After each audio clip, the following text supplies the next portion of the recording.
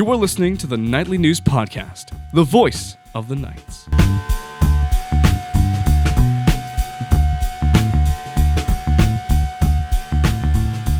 Welcome, everybody, to the Nightly News Podcast. This is Professor Paul Miller, and I'm so honored to be joined on our 10th anniversary here on the Nightly News Podcast by the Director of Career Services, Steve Hassinger. Steve, welcome back to the show. Thank you, Paul. Thank you for having me. Well, Steve, it was only 10 years ago today when we were recording this. Of course, it will come out on the 10th. Our very first podcast ever was February 9th, 2016. So we'll have a chance to sort of reflect over the last 10 years. And, of course, Steve was the very first guest on the very first podcast. So why else would we have anyone else here other than Steve? Do we know what time the first podcast was at? Oh, I couldn't possibly recall that. Was that 10 a.m.? I no clue. No clue. Do you remember what you were doing 10 years ago? Probably going to school. Probably going to school. 5th grade. 10 years is a long time ago.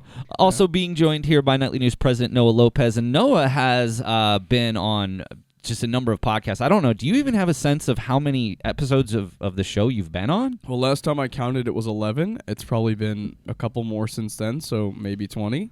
Maybe more. Okay. Yeah. Well, that would be something. So in terms of finding out details like this, I search by name, and you're not the main guest on every show. You're often the co-host. So you're not, I can't just search for your name and all of those episodes would come up. So I would love to know how many you're on, because you're probably rivaling some of our more prolific guests. Yeah, I really have to check. But last time, I made my portfolio and put a bunch of them in there, and it was 11. But that was a while ago. And you've been on at least 3 or 4 more this term alone, let alone if that counts last term as well. So anyway, Noah's been on a number of episodes, so that's why he is also here to talk about the podcast and the impact that it's had on him, and Steve the same. I mean, not only where we've been in the last 10 years, but also, the impact that the podcast has maybe had, maybe to a lesser extent on your career, but certainly a major part of what I bring to the table here at Central Penn College.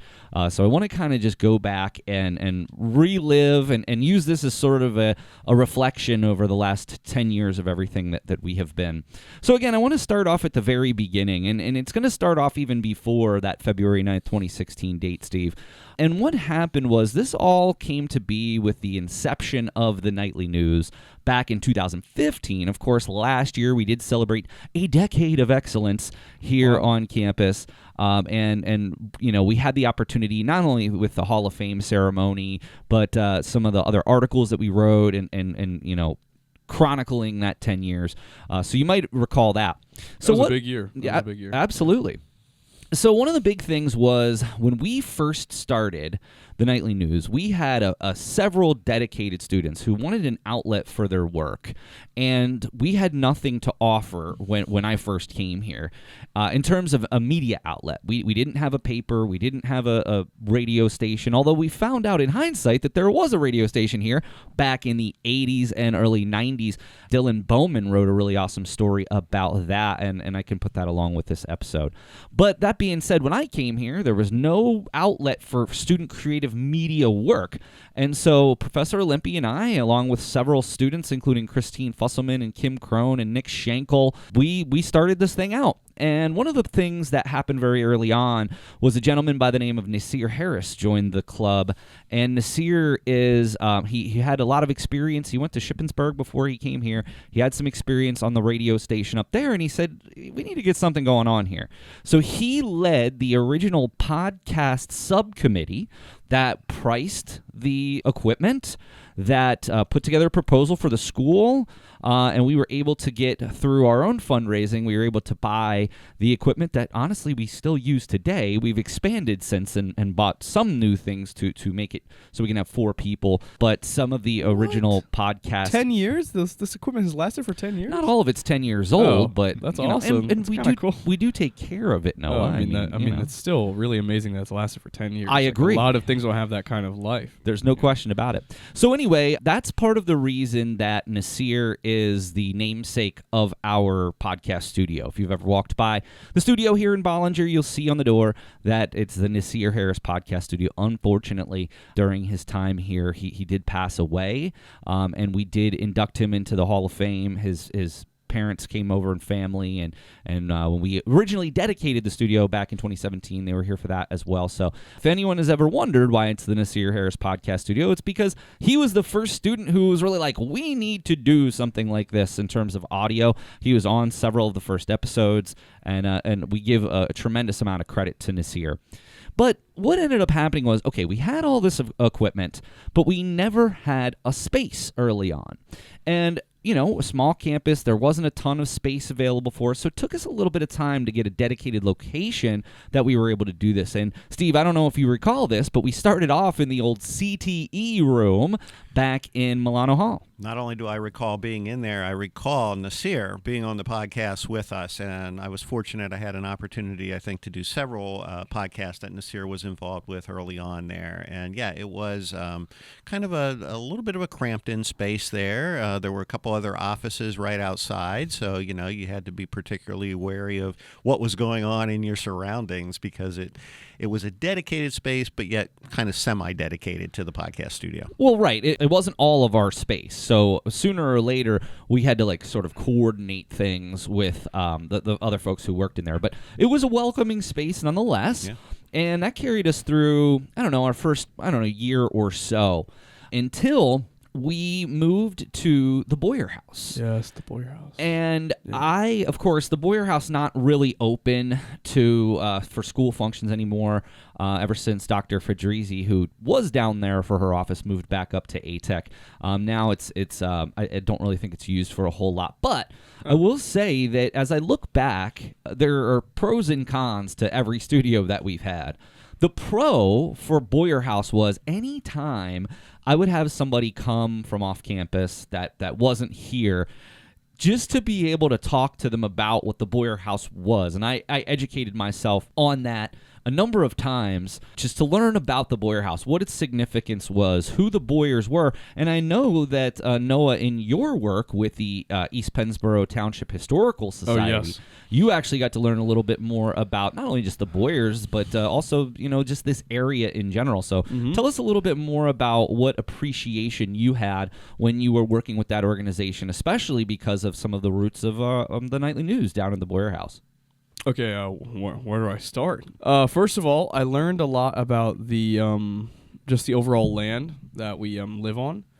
I learned about I can't remember these two brothers that played sports here.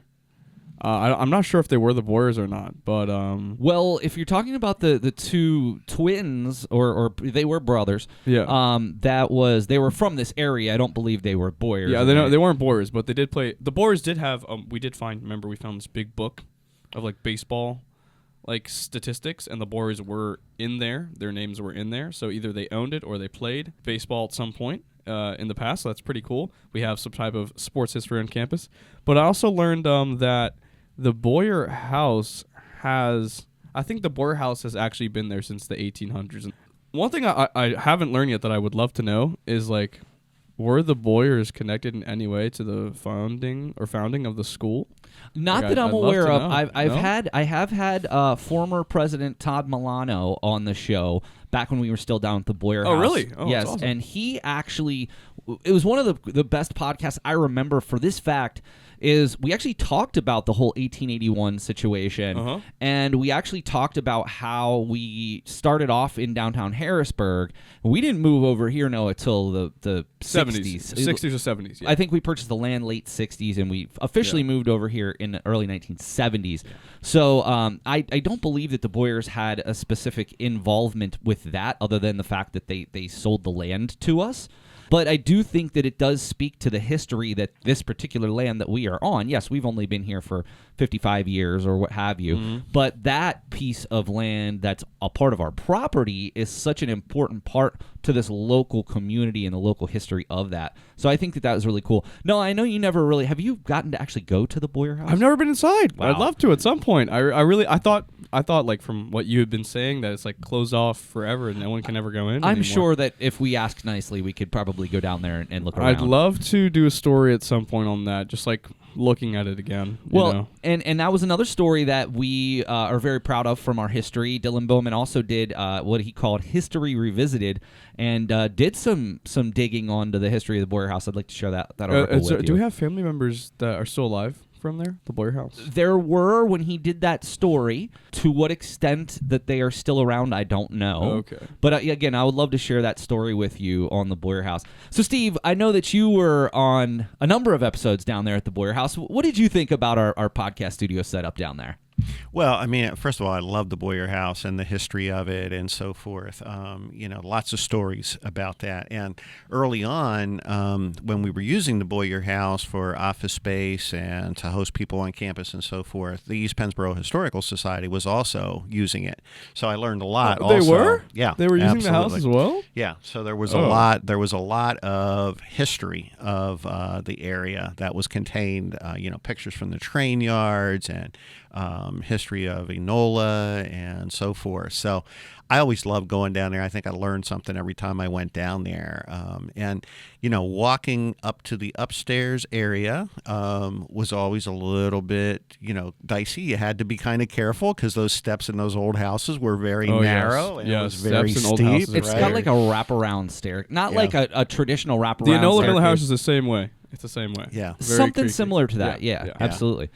So one of the interesting things that I always like to share about when we talk about the Boyer House was a very good friend of mine from college. His name's Dan Hooven, who had done very well for himself, I might add, after college. But I met him at the radio station, and I was teaching a class, and I want to say this was in like 2017, maybe 2018, called Haunted Pennsylvania. It's a class that doesn't run anymore, but it was really, really cool when it did, and it was basically a history class of some of the more well-known haunted locations. A class of haunted locations? Yes, it was really, really That's interesting. pretty interesting. So Dan, at the time, was on a television program called Haunted Encounters Face to Face on the Bio Network. Mm-hmm. So he was essentially it's similar to some of these paranormal shows that you'd see. I don't want to pigeonhole it in that sense, but it was unique.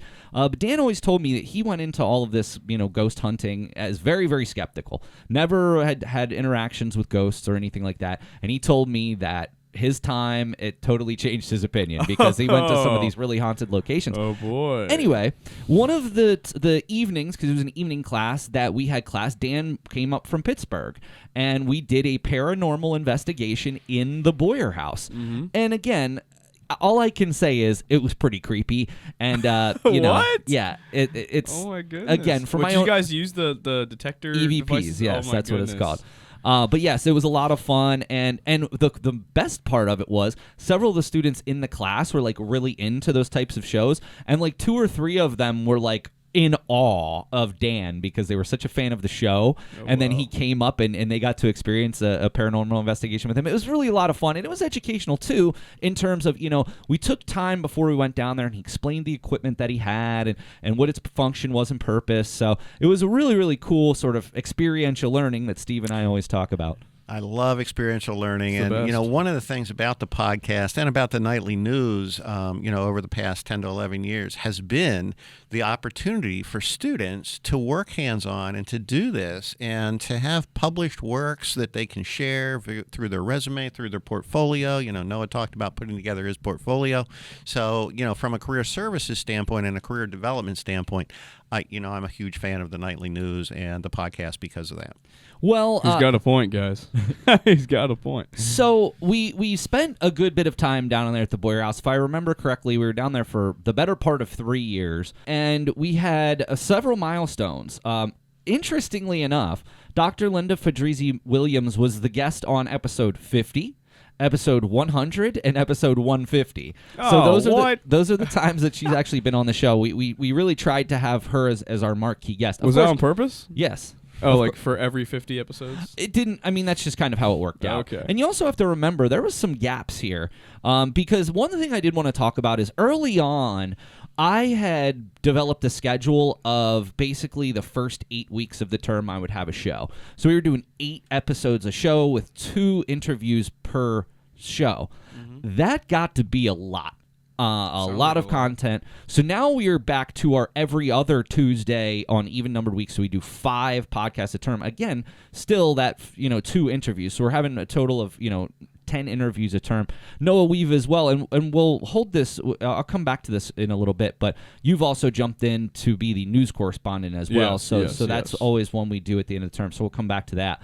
But I remember receiving a phone call during COVID when we were at home. There we went better part of the spring term, the entire summer term, and we came back into fall. So this would have been over the summer term. I received a phone call from Dr. Fedrizi, and she had asked if we would be okay with moving the podcast studio out of the Boyer House. Their goal was to actually, because when we were down there, other than Todd Milano, who was there for a part of it, no one else used the building. So they wanted to use it more. They brought some of the higher ups in the college down there to have offices down there for quite some time. And so graciously, we moved away from the Boyer House. As much as I loved being at the Boyer House because of the ambiance, let's be honest, it wasn't really conducive for podcasts. Right next to the road. It's right next to the road, and I can't tell you how many times that there would be a fire truck or an ambulance go by, or the worst was on Mondays is usually when they do the landscaping. Oh my goodness, the chainsaws and not the only weed just whackers. chainsaws, but the riding lawnmower down there. And there were times that I had episodes that literally you could hear the lawnmower in the background. Have you ever had a woodpecker in the background, just like pecking at a tree? Because I know that place is surrounded by trees and nature, and there's probably tons of animals. I don't recall, but I suppose anything's possible. But There used to be chickens down there. I saw a vulture down there one time. I don't know. So It's pretty anyway, crazy. again, it was great for ambiance, but in terms of the quality of the recording, it wasn't the best. So it was during that time I came to campus and I moved everything from the studio up to our new studio back just across the hallway from our original site. We were in Milano Hall, just, again, across from the old CTE, and we had a huge area. We had an area of not only a studio of the size of this, but we also had a green room, and we had storage, which was one of the biggest things that we needed because we have a lot of equipment for the nightly news that needs a home, and we didn't have a whole lot of storage. I think I remember that studio. Was that the one with the video place right next to it, or is that a different one? Where they had like the broadcast area and the cameras and the... That was probably across the hallway there. Okay. So then we were in there for, I don't know, maybe 6 months to a year. And then the college made the decision to close down Milano Hall, and it's now Kareem's Mission. Okay, so that was the one. Yeah, and then finally we've moved over to where we are now here in Bollinger Hall. And so we have actually been in 4 different podcast studios over the years, the original CTE, the Boyer House, across the hall from the original CTE, and now we are here in Bollinger. So this is the 4th different iteration of the Nasir Harris podcast studio, but I hope that this current studio that we're in is gonna help us out. Which one have we been in the longest? Probably the Boyer House. Man, the Boyer House. I would think, because I legacy. think we were there for about 3 years, and we got through a lot of the content because that's when we started going to 8 times a term, and we were doing 32 episodes a year, etc. So just a little bit more of a walk down memory lane there with how we ended up here. Now, Steve, I have to ask you, and maybe you know this or maybe you don't, I took a check to see how many times you have been on. Now, we are in episode 225 here, so if you had to wager a guess, how many times do you think that you've been on the show? Wow. All right. I'm going to do a little math in my head and think 32. Oh, wow. Wait, what? Really? 32? How did you do that so fast? Steve, you were officially, this would be number 17. Okay. You were on 16 times leading up to That's my today. strong point. Yeah. For frame of reference, the victor... Then I have not been on 20 times if you've been on 17. Yeah. Well, That hold on. doesn't Well, make hold that sense. thought. Hold that thought. Okay. The person who, to my knowledge, has been on the most, Adrian Thoman, 50 times. 50 times? She was on once a month there for a while until we went to the 5 times a term schedule, and then she came on once a term. But she was on literally once a month for years and years. Yeah. So I think it's going to be tricky. Now, keep in mind also that Steve is typically on a couple of times a year. However, there was also some times that Kristen was on in your Right. stead. So now if you wanted to combine how many times you and Kristen have been on, you're probably closer to that 30 number. Probably so. Yeah, and that's probably the math I was doing because I figured about 3 times a year. Probably They count as the between, same person. Career Yep. services. Yeah. Well, in terms of coming on to promote what Career Services is doing, it's not always Steve that's here. Sometimes it's Kristen as well. So I would, and Kristen's been on, I'm sure, at least 10 times. So yeah, you're getting pretty because close. she's been here, I think, 11 years now. So yeah, she started right around the time the Nightly News did. Indeed. So that's the thing. Even if you average Kristen being on once a year, you're looking at getting pretty close to 30 times for Career Services. So that's a major mark. I want to shift gears here to some rather unfortunate news that we received recently from the Nightly News. Oh. One of our really prolific guests that we had from 2018 to 2022, a gentleman by the name of John Bachar. He was the senior deputy attorney general for the state of Pennsylvania. He was our political correspondent from 2018 to 2022. John was on 7 times, and John unfortunately passed away within the last couple of weeks. So I just wanted to make sure I took the time to not only provide condolences to his family, but also just to recognize his contribution to the Nightly News over the years. He was very adamant about, we really tried to understand that politics is divisive, so he really focused on the importance of voting and walking through that process. Even he was a big advocate of, for students who are away from home, getting absentee ballots and things of that nature. So again, I just want to thank John for being here those times. And honestly, there was a few times more recently that he really did want to come on, but he, and we appreciate all of his time. Again, John Bachar, former senior deputy attorney general of the state of Pennsylvania. He passed away recently, and we want to thank him for all of his efforts here, and condolences out to the family as well. So, well, I did want to come back to just a few other final thoughts about the podcast. Number one, Noah, I want to come back to you about the news correspondent position. Okay. And so we have had a series of news correspondents over the years. Norm Geary was the person who started I met that guy at the Hall of Fame. He's a big fan of yours.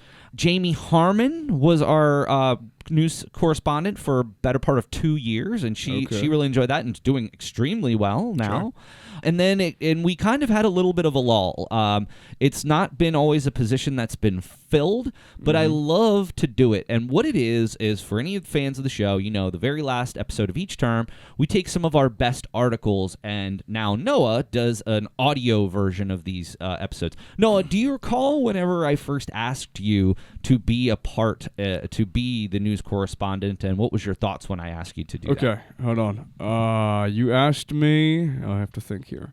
It was most likely in 2023 or early 24, because that's around when I started. So I'm going to say, when did Abby graduate? It was around when Abby was leaving and you asked me to start. So Oh, I guess Abby was a news correspondent as well. Yeah. Okay. Yeah, Abby was there before me, and you wanted somebody to fill in her place, and you notice I like podcasts, and I like doing voiceover work and voice acting. You're like, hey, you should do the news correspondent. I'm well, like, Abby, yeah. if you're out there listening to this, please accept my dear apologies for not throwing you in the group there. Oh yeah. So, but Noah, what was when I asked you to do this? Like, what were your thoughts when you first did it, and how do you look back on this now? When I first, I was very nervous at first. I don't know. You probably remember, like when the first time I did, I don't think I did the best I could have done. I wasn't reading them with as much passion, or I was stumbling upon my words in the beginning. I didn't really know how to approach it or what I was doing. It's my first time on like an official audio broadcast type of thing. So in the beginning, I was very excited but very nervous. And since then, I have learned lots of things about not only just audio broadcasts in general, but my reading pace and speed, and how to keep it at a speed where it's like, you want it to be not too fast, but not too slow. Like, I don't want to talk at my normal talking speed because that would be terrible, okay? You have to keep it a little, like, at a medium pace. What's interesting is, when we do this, I will prepare a script for Noah. Yeah, the script. And a lot of people think, oh, okay, I'm just reading something. It is hard to speak while reading and having that really good cadence and cadence, that's the word I was looking for. To Cadence, bring yes. in the right speed to know it. Like, it's not just, yes, I know you can read, but actually reading something to speak is much more difficult and is a skill in and of itself. Yeah, it took me a while to really get that speed. Like, I feel like I've gotten it now, but it took me a while to really get into that speed, that good cadence, that good pace, to the point where the stories that I'm reading you can understand what's actually happening, and it's not, I'm reading so fast, it's just audio gobbledygook that's just going in one ear and out through the other, so. And you do some other reading too, right? Yeah. Don't you do that for Pennsylvania? Yeah, I used to. I want to go back to doing that, but I did used to do audio. I used to work with the Vision Resources of Central Pennsylvania, and I did their audio books.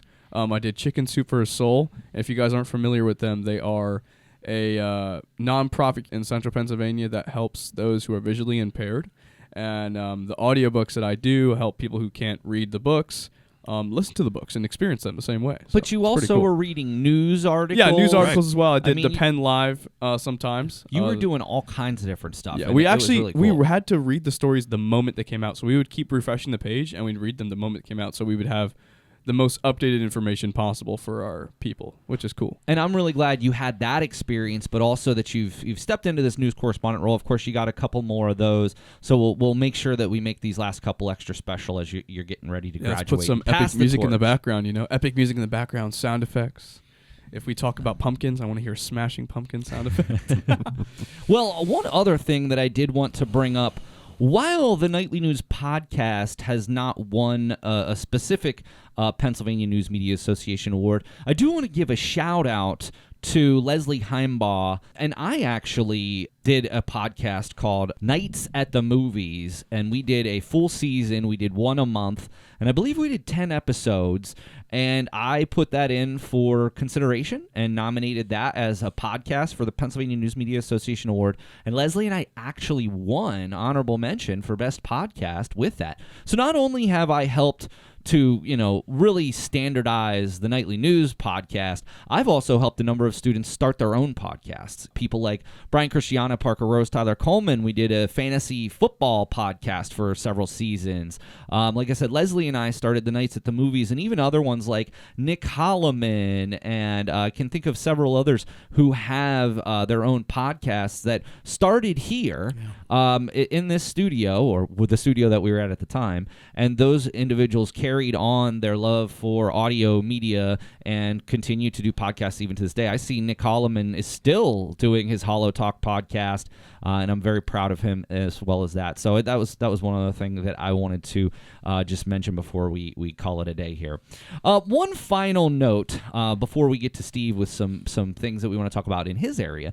Noah, I know that you've only really been involved with the podcast for your time here, about the last 3 years, but you have managed to be quite prolific in your own right. 3 years, wow. Tell me a little bit more about your favorite memory of being on the show. Of the podcast? That's hard. I really liked the podcast where I got to interview you, because I got to be in charge of that one a little bit, which was really cool.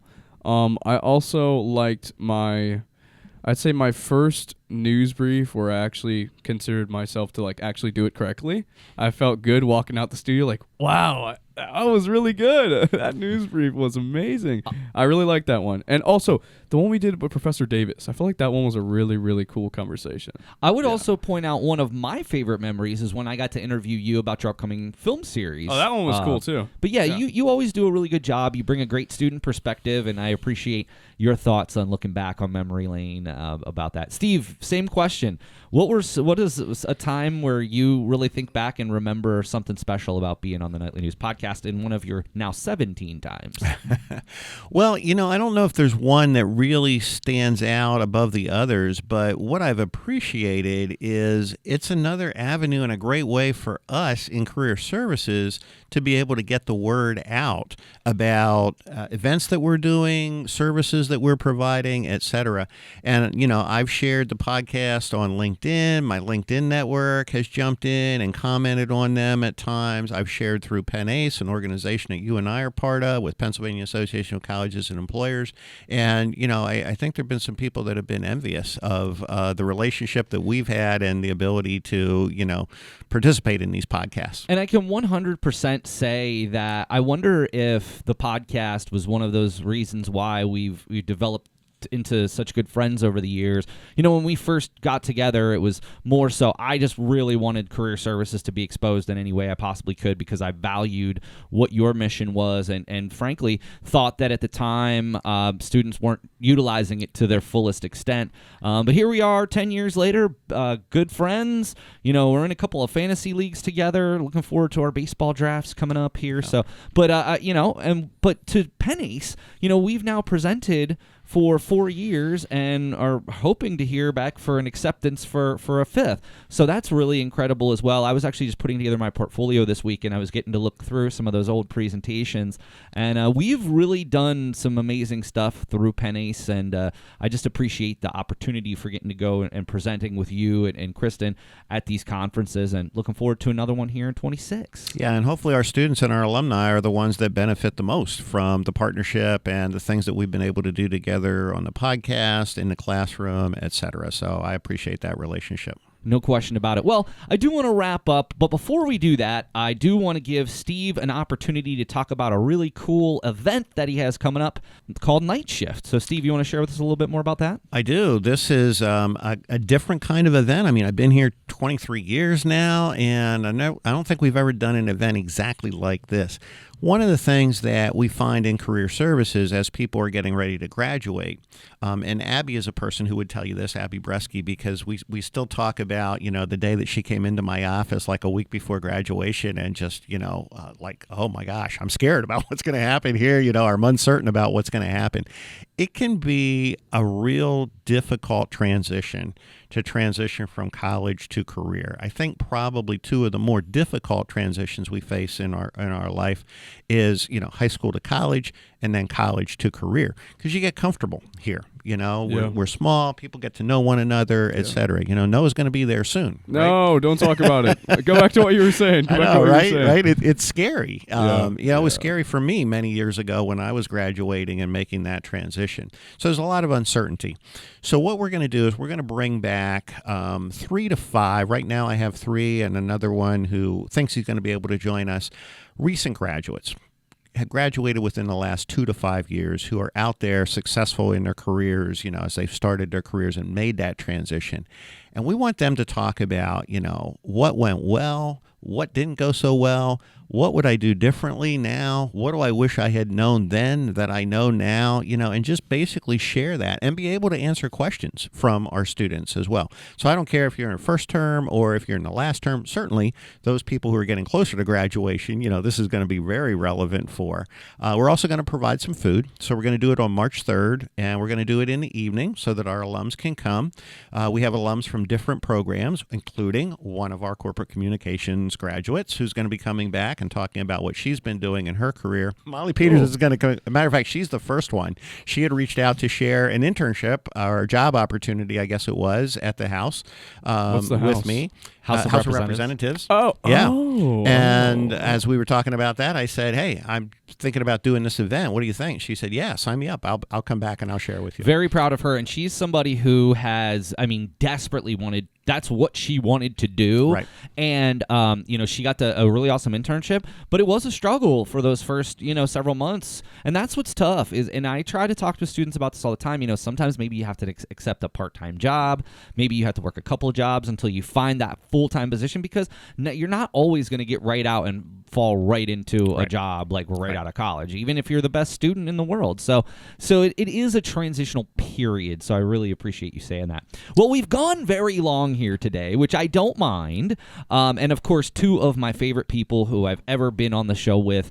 I just want to give a sincere thank you on the way out of here to Noah. Noah, your growth, I will never forget the first day I met you in class, and I'm like, my gosh, this guy has got all the skills in the world. Oh, come on, man. And come you on. have even blown away my best expectations, not only just on the podcast, but just your leadership and mentorship and how you speak about the Nightly News to future members and your recruitment efforts. I mean, you're just you're one of the best presidents we've ever had, and that's saying something because we've had some amazing ones over the years, many of whom you have met at the Hall of Fame. They were all pretty cool. I'd love to. I wish I was there when they were doing their stuff.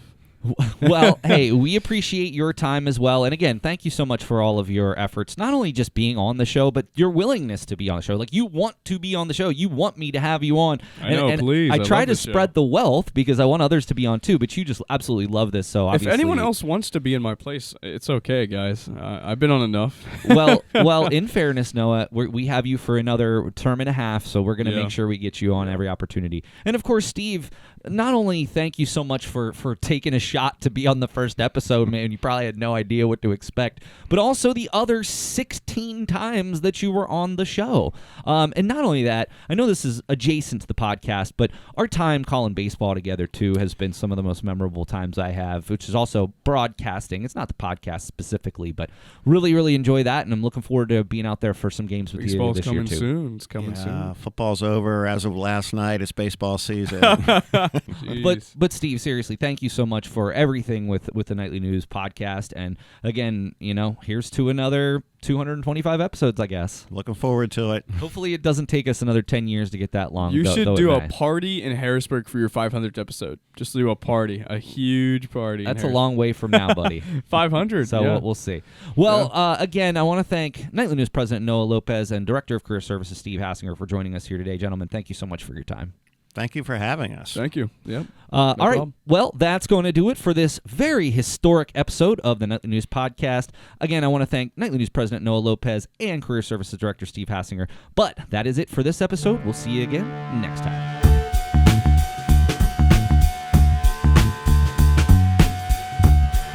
This is Norman Geary, news correspondent. Thank you for listening to the Nightly News Podcast, the voice of the Knights.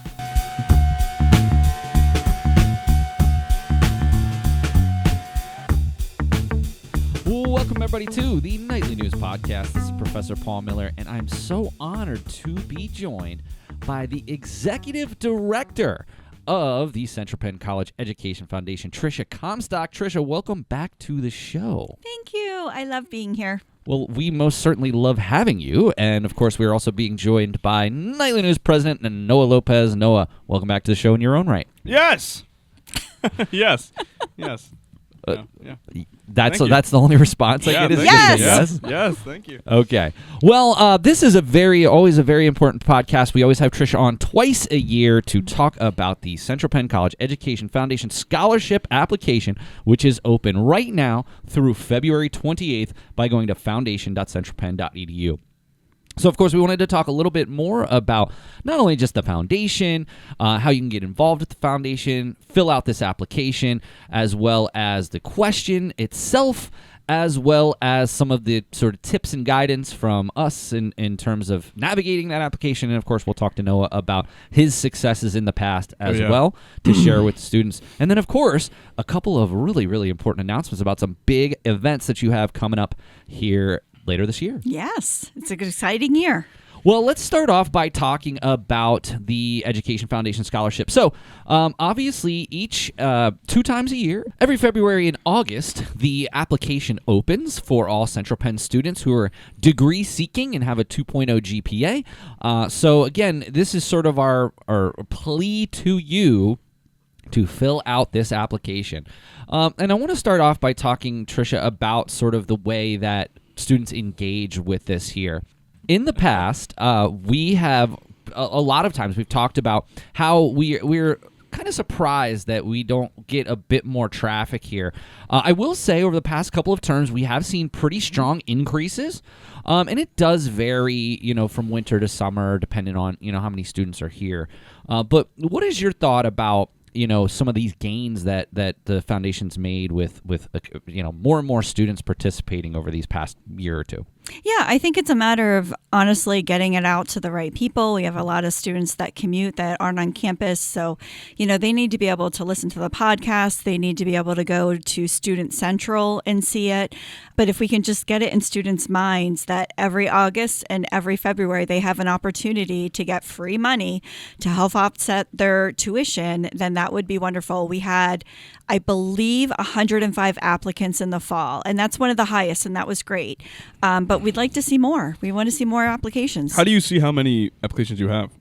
You Is just that, pull like, it from the it's from platform. system? Can you see like what person did it, what time it was submitted, and things like that? Yeah, you can see everything. Yeah. So you get full metrics, and you get like your demographics and stuff as well. Yep. And some of the that's stuff is blacked out for the students' privacy, but we get basic things like family income, GPA, what the major is, where they're at in their educational journey, the essay question, and then it's scored. The whole application is scored by 4 to 5 reviewers, and then what we do is we get the average score. And that's how we determine during our allocation process. Well, one thing I do want to come back to is that you said, first of all, in my time on the selection committee, that bar between sort of a successful venture is sort of that 100. I would love to see it up to 125, 150, Absolutely. if not even more than that. But the second thing I wanted to come back to was the comment that you made about free money. Trisha, one of the things I've noticed in requiring my students to do this, I hate saying require because it sounds so terrible. I'm literally just asking them to fill out a scholarship application. Right. Yeah, But one of the things I've noticed is that, generally speaking, a lot of students don't really understand what a scholarship is, because most of the interaction that students have with scholarships is like, Division I college athletes. Yeah, who so let's receive talk about scholarships. that. Absolutely, please. Yeah, that's a really good point. So our scholarships usually range between 500 and up to 3,000. It depends on how well you do on your application, how you're scored, what your GPA is. There's a whole metric system. But when you think about, let's say you get $1,000 scholarship for the spring term, you can deduct $1,000 off of your tuition bill. Gone. Yeah. Done. It's really good, guys. Trust Yes. me. Well, and here's a point I made this morning. So I actually just had, the morning that we're recording this, I had about a 20-minute conversation with my class because I do ask my students to complete this. And I was trying to explain to them that if you're taking student loans, that $1,000 is actually well more than that, because if you would have had to borrow that $1,000 at whatever interest rate, No more. most likely you're paying $1,200, $1,500, maybe more Yes. in ultimately paying that $1,000 off with interest. So not only, yes, is it that $1,000 reward, it will lower your bill by $1,000. It's also preventing you from having to pay interest on that $1,000 too. 100%. And if you think about, if you really take this seriously, which you should, because the more serious you take it and the more effort you put into it, the more, the higher, I would say, scholarship you could possibly receive. But I want to say maybe you put in a really good hour of work on that, right? Really good 1 hour of work, and you're proofreading it and you're looking at your grammar and your content and all of that. That's 1 hour, and our minimum scholarship is $500. $500 an hour. Noah, what do you think about that? Oh, dude, I would imagine getting a job for $500 an hour. Oh, Wow, what I would do for $500. don't get an hour. excited. They don't really exist for I know, but in the that real is- world. It is like a good concept when you think about it. I And know. I want to add this real quick, a little financial advice from a student here.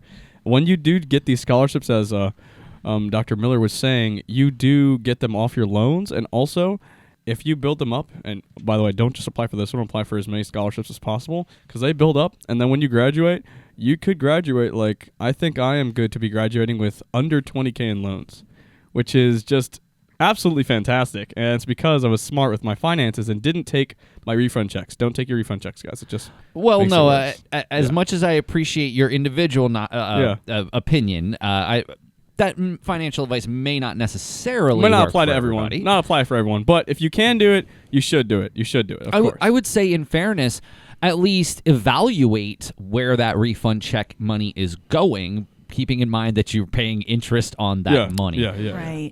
But the scholarship situation here is, I guess, what continues to surprise me is that, again, we mentioned this earlier. So even, let's just say on a boom year, we have 150 students. That's maybe 15, 20%. Are the remaining 80% of the students that we have here independently wealthy? Apparently. Yeah, man. And I think also that whenever students, they have a lot going on, right? And either the young students or our older students that are single parents are working full-time job, you're not really thinking clearly that, okay, it might only be a $500 scholarship for this term or $1,000.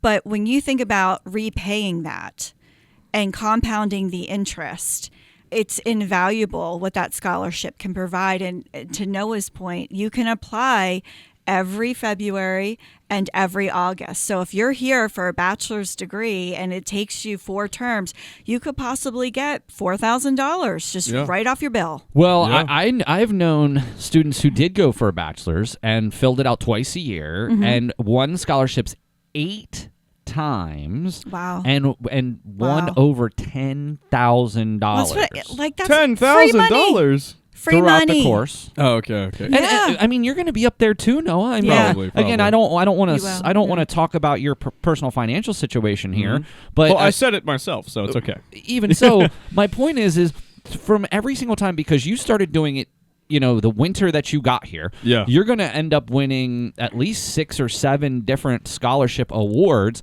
and I know that you're probably in that $8,000 to $10,000 range of scholarships just for doing it. I didn't even think about it like that. Yes. Yeah, I never thought of it that way. Like it adds up. Yeah. And we can also say this, I don't necessarily review Noah's scholarships. They're randomly assigned. But whenever we pull a list, Noah is usually towards the top in score because I know you take your time with it. You take it seriously. And also, they're really easy. It's about me. Right. Just write about yourself. Right. Yeah. But I know you're proofreading it. You're editing it. You're thinking about content. You're taking it seriously. You're not just answering the question in, 3 sentences and submitting it. Yeah. So the more time you take with it, the more seriously you take with it, the higher you're going to be on that list. Well, Noah, you make a really good point, and we're actually going to take a look at, you mentioned about how it's about you. Yeah, most of the questions are usually about your personal experience. Let's take a look at the question for this term. Describe a challenge or obstacle you have faced and explain how it has shaped your character, goals, or academic journey. This is the hardest one, guys. Yeah. We kind of did that. We were like, I feel like boy. they've been softballs recently. Yeah. Is it though? I mean, I broke this down to my students this morning, and I said, look, think of any type of obstacle that you have experienced during Like your in my time entire here. lifetime. But it wouldn't. I can think of an obstacle, but it didn't happen when I was here. It happened when I was a kid. That's a long time okay. ago. No. It And didn't say. it did influence the entire journey of my life and caused me to go on the path I am on right now. So yeah. And if that's something that you feel comfortable sharing, that's okay. It's not like it has to happen whenever the past 2 years. Right? It's, Okay. It's Because like when I think of obstacle and I want to write about it, when you think of a problem, for me personally, I don't know why, but it's like, is my problem really a problem enough? Can it be considered a problem, or am I being petty? It's an obstacle. It's an obstacle. obstacle, And we all right? have obstacles. Yeah. One man's obstacle is another man's, Opportunity. Tuesday. Tuesday. I'm just saying, we all have our own thought processes of what constitutes as an obstacle. I don't know that I want to get bogged down on that particular term. Yeah. Any particular situation that you have experienced that may have impeded a goal that you have in any way, maybe it's financial, maybe it's health related, maybe it was a family situation. I mean, there's any number. We actually just did some brainstorming in my class today, Trisha, and those were one of about 10 different potential obstacles that students could come up with. Right. So the bottom line is I don't think you should worry about whether the evaluator thinks or Correct. determines Like, whether this it's isn't an an obstacle. obstacle. You tripped on your shoe one Nope. time. It's more so about answering the second part of that question. Correct. And the second part of that question is how it has shaped your character, goals, or academic journey. So Noah, you literally just said you can think of something from when you were a kid that pushed you toward the Right now. now in the direction of your life. Yep. I think that's perfect to write about. I mean, yeah, I guess. So I want to be very clear that again, I've never been a reviewer, but I can only imagine that they are looking for the good in these. They're not trying to pick small details about Correct. why they don't want to give you money. They're looking for reasons to give Correct. you money. We got so much to give away. And to that point, one of the things that I always love when we go into these meetings is Trisha will say, how much money there is to give away, and it's usually substantial. And we think to ourselves, and what is the percentage of students who apply that get some type of aid? So I don't have the percentage, but we can figure it out from last time. 105 applied and 102 received. Wow. That might be one of the highest percentages ever. Oh man, those 3 people. Well, and Oh, we don't want to get bogged down No, on we that. don't want to get bogged down with that. And just because you apply doesn't mean you're going to receive anywhere. Yeah. But the percentage, 97%. the chance Very high percentage, with guys. our Those are good foundation odds. is really, really high. And we would rather spread out the wealth. We're not giving $10,000 scholarships. We want to make sure that we're sharing that because every student deserves a chance. I mean, 100%. Well, another thing that I want to talk about, and this is something that we talk about on every show, is probably the number one question that I get from every student who asks about this or inquires. And it's about the Stabler Foundation. So as you fill out your application, as you scroll toward the area where you put your essay, there is going to be a box that says, "My pledge to Donald B. and Dorothy L. Stabler Foundation." And I'm not going to spend the time to read. I'm positive you're all college students. You can read what it says. But I do want to talk a bit about it because I get a lot of confusion from students. And honestly, Trisha, one of the saddest moments that I can recall in the last year was when, if I'm not mistaken, either the first or second place person last year did not check the box and went from a potentially $2,000 scholarship to a $500 scholarship just because they didn't check the Stabler Foundation box. So boy. tell me a little bit more about what is the Stabler Foundation and how are we involved with them and why should students check that box? So the foundation was founded by Dorothy, and I forget the names now, but it was a couple. I just it was read Mr. and Mrs. I know I forget now, but Mr. and Mrs. Stabler. Donald B. and Donald Dorothy and L. Dorothy. Donald and it was and Dorothy. D&D. Donald Donald and and Dorothy. Dorothy. The way to sustain a scholarship fund is to encourage receivers, people that have received, to then be philanthropic when they are able. So you are pledging, you are not signing a contract, you are pledging that when you are able to pay it forward, you will consider doing that to that sub fund so that I can continue to grow the sub fund and award more scholarships. No one tracks you down. No one says, you filled out this box, where's the check? It's just a pledge to say, I will consider being philanthropic when I am able to do so. Pay it forward. And that, honestly, somebody who graduated from Central Penn, maybe that $500 was donated by them years down the line after they were in their career and were successful. And it's the spirit of paying it forward. But again, I just always remember how Sandy used to say, she was like, hey, I'm not keeping a ledger over here of how much you've donated. No one's doing that. Of course, You can even do it anonymously if you're worried about it so much. and that's not the thing. That it's not, hey, you're legally obliged to do this. It's a No. moral obligation. It's so I want to be moral. clear. We have some students that have graduated, 15 years ago, and they do an automatic payment of $10 a month. Oh, that's cool. They don't have to worry about it. It's like a subscription. It's a trip to Starbucks. So, when you get to the point where you say, okay, I'm not living paycheck to paycheck. I have some, my feet are under me now. It's you saying, you know what can I do for students that were in my position 10 years ago? And I just want to end by saying, think about that feeling that you get when you get the email from Trisha that says that you're going to get an award. Think about your ability to make that be for somebody else. As an aside, just real quick, one of the things that I've really appreciated doing over the past 5 years is I actually have a memorial golf tournament that I do just for some friends of mine. And we're not raising a ton of money here, but I can only imagine the person who receives that. We put a lot of time and effort in it. And You I do. know you run the golf tournament. Yeah. Listen, our golf tournament is nothing like the Foundation Open. But I put so much time into You it. do. And I know, and the reason that I do that and what pushes me, and even when I go out and I say something before the round about how we are doing this because of one of our fallen friends who passed about 5 years ago. But I know, because I know him, that this is what he would want this money to go toward. And I know that when that person opens that email and sees that they've received this nominal award, it still makes you feel special.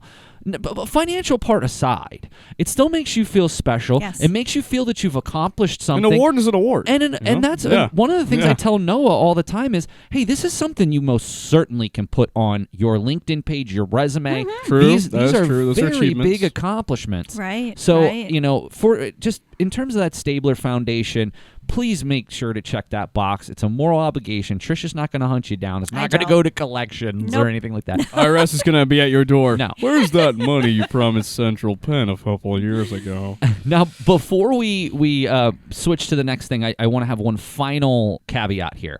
One of the things that the Sneaky Foundation does is that they put with the question that a minimum of 200 words. This trips students up quite a bit because essentially that's not what you want. That's a trick. Would you say, tell me why that you would ideally hope for much more than that minimum from a student essay? It's just the quality of the content. I think anyone could just answer that question on a whim in about 200 words. It's not a lot of time. It's not a lot of energy. It's not a lot of forethought, or you're not looking and really analyzing your life and how you can apply that to the question. So I don't even think it's enough.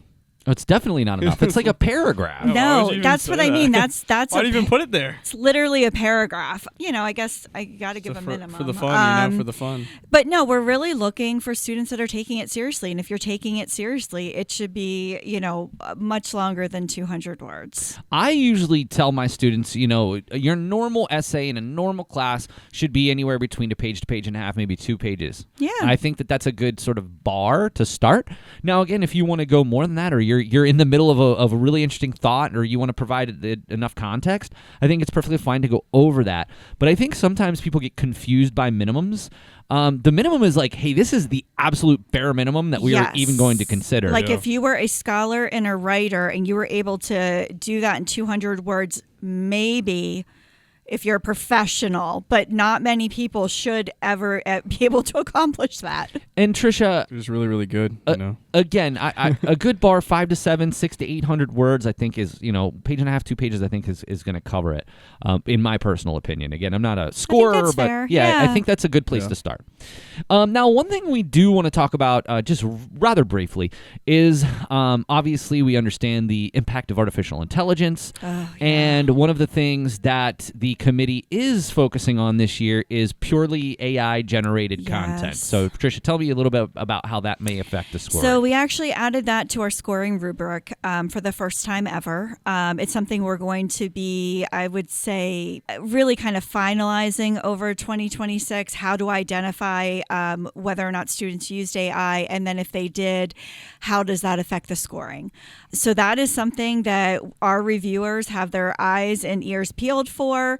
I would highly recommend you not using it because it could potentially disqualify you. How can you use AI for your own memories, guys? How does that even make sense? Well, and I do think sometimes people do use artificial intelligence as an editing tool. Right. I all honesty, all of my classes, I have discussion about ethical discussions about artificial intelligence. Right. On one hand, as educators, we want everything to be unique thought. Right. On the other hand, we also would be doing a disservice to the students if we didn't allow them to utilize it in some capacity.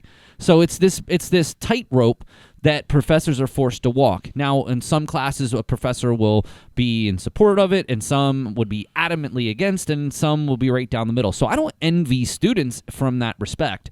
However, in this particular case, I think a reviewer would much rather see, an essay with a couple of mistakes versus an essay that's like pristine. If it's a Pulitzer Prize, winning essay, it's not going to do you any good. Yeah. So You don't have to write, Shakespeare's poem. Well, Great point. we have just a couple of minutes here. So anyway, before we switch to the next topic, please go to foundation.centralpenn.edu. You can always email Trisha Comstock at centralpenn.edu if you have any individual questions. And of course, please make sure you check that box for the Stabler Foundation. And please, please, please make sure you give at least 500 to 700 words. And you have till the end of the month to submit that application. And you'll hear not long after that if you've been victorious. Correct. Victorious. Let's move on. 2 big events coming up here, Trisha. Yeah. As we move on to one of the big events of the term for the Central Penn College Education Foundation, the second annual Night Out will take place on April 23rd in the Conference Center. Do you want to share with us a little bit more about what the Night Out is and how we can get involved? Yeah, so it's super exciting. It's kind of, think about it as the happiest happy hour on a college campus, heavy hors d'oeuvres. We have guest bartenders that will be dueling it out for tips, live music, professional photographer, 4:30 to 6:30. It was a blast last year, and we're hoping it's going to be even better this year. I really loved it. And what I liked the most was when Coach Kenton was bartending. Oh, my goodness, a call out. That was pretty interesting. Yes. But no, he did a good job. Everybody did such a great job. And Coach Stevens was there, too. I forgot we they had worked the together. coaches. Is it Yes. even nighttime at 4 p.m.? Is it dark enough? It's a play on the KNIGHT. Okay. Yeah, but not, is it dark enough not to the be night? evening. Noah. Is it dark? If it's not dark, you can say evening out. No, but it's the play on It's the not night. night. Yes, I know the logo. So False advertising. But really, really cool. You do have to sign up for tickets, and I'm sure that a little bit more information will be going out about that soon. Coming out soon. And we would be remiss if we do not talk about the Central Penn College Education Foundation Golf Open that will take place on Friday, August 14th at Rich Valley Golf. I actually still have some gift cards from my winning of the You did flight win. last year. That You was so did. cool. We actually played really, really well last year. But you got to get your team. This is the coolest. And listen, I'm not just saying that because you're sitting in the room with me.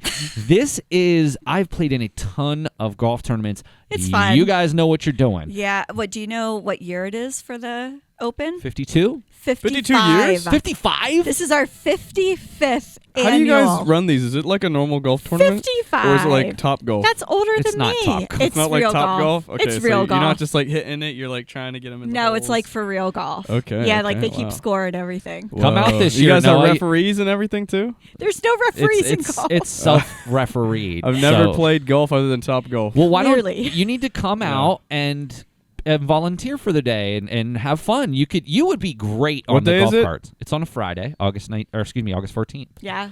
August 14th. We usually need student volunteers. Oh, that's after I've graduated, so, So I actually you might can have come time, back as an yeah. alumni. Well, yeah, if I like I'm graduated, no more homework, I actually have a life. There you go. You know? Yes. So we're definitely keeping that on the calendar. Again, that's the Night Out on April 23rd and the Central Penn College Education Foundation Golf Open on August 14th. Trisha, thank you so much for joining us here today. It is always such a pleasure, and we will absolutely have you back in the summertime for the next one, and Love it. we'll talk a little bit more about what you have planned for the Golf Open in August. That's great. Thank you for having me. I love being here and talking about what the Education Foundation does, so I appreciate it. And I am happy to continue not only supporting it and having my students complete the essays, but it's my honor to be on the selection committee as well. It's one of the things that ever since I've been here has always been very important to me, and it's always a good time. It is you fun. treat us well, you serve us lunch, you can't complain. Free food. Yeah. Lunch? Someone say lunch? And Noah, of course, it's always such a pleasure to have your perspective on here. And again, I do appreciate your perspective as a very successful applicant to the Scholarship Foundation essay before. So I appreciate the feedback that you've given our students. Of course.